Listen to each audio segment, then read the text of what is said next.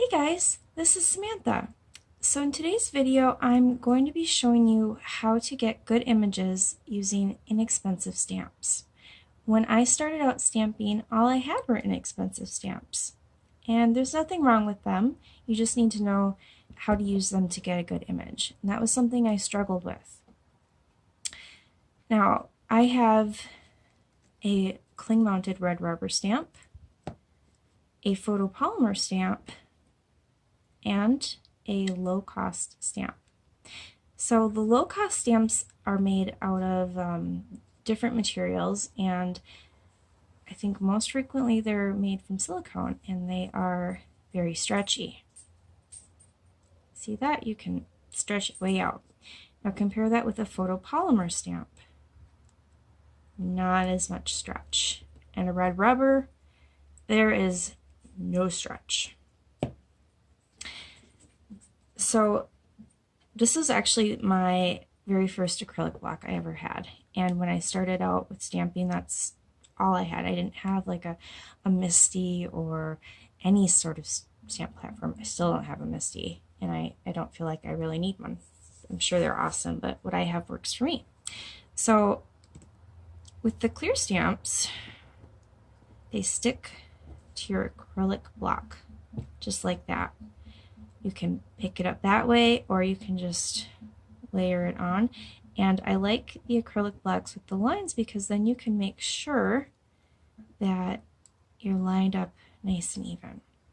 So when I was starting out, I would push down really hard with my ink, and look at how messy that is. And I would wonder, well, I don't know why I'm not getting a good image.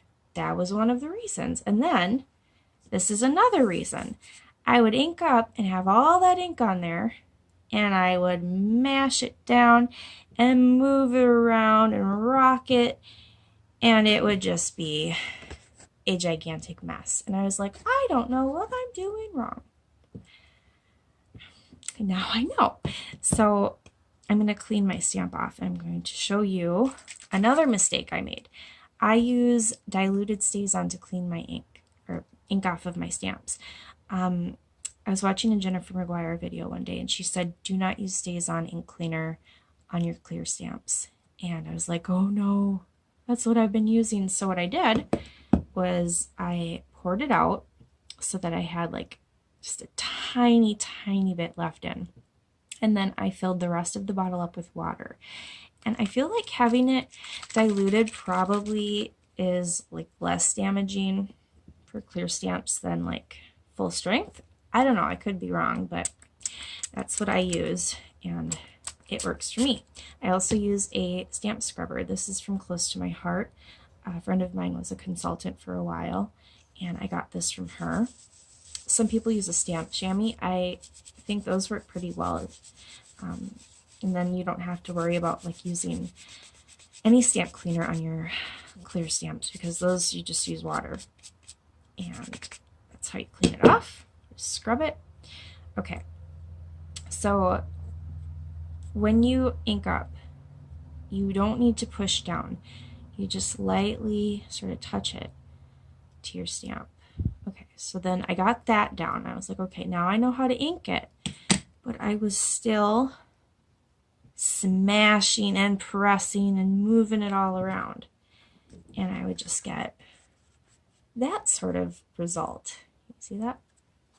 And I was like, I just don't know what I'm doing wrong. That was what I was doing wrong, and I'll show you why that was happening. Okay, so remember I showed you how these are really stretchy? They're also really mashy. I don't know how else to describe that. So the edges, you see, they when you smash it down, they spread out. They're like blurb. That's very technical, blurb. But they spread out, and then you get this sort of messy look. And when I finally figured that out, then I knew how to do it. Okay, so I'm going to touch the stamp to the ink pad. Make sure it's not too heavy.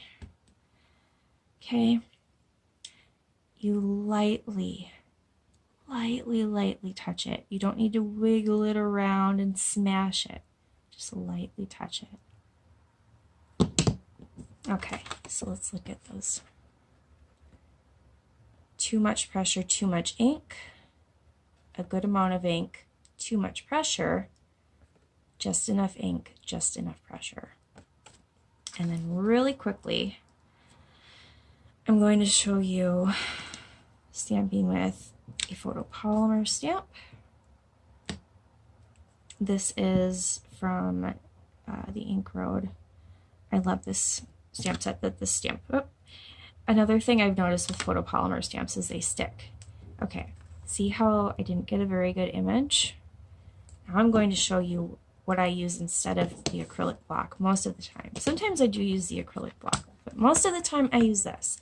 This is the We Are Memory Keepers Precision Press Advanced, and I really love this. I have the mini Tim Holtz stamp positioner, but I find myself using this most often, and it is very messy, but that's because it's well loved. Okay, so let's put our paper on here, and it's got a magnetic base, and these are magnets that I covered in shiny duct tape. All right, so we're going to, let's clean that off really quickly. Good enough. Okay, we're gonna put it right there, and then to pick it up, you push down, because this whole top is basically just an acrylic block. So the stamps stick to it just like they stick to the small block. Okay, then we're going to ink it up. Another thing I found is that with the photopolymer stamps, they stain. And I was watching someone's video, and they said that they stain either because you're using a good quality ink or you're using a good quality stamp. I don't know how accurate that is, but maybe. I mean, compared to like this doesn't stain at all, so maybe there is some truth to that.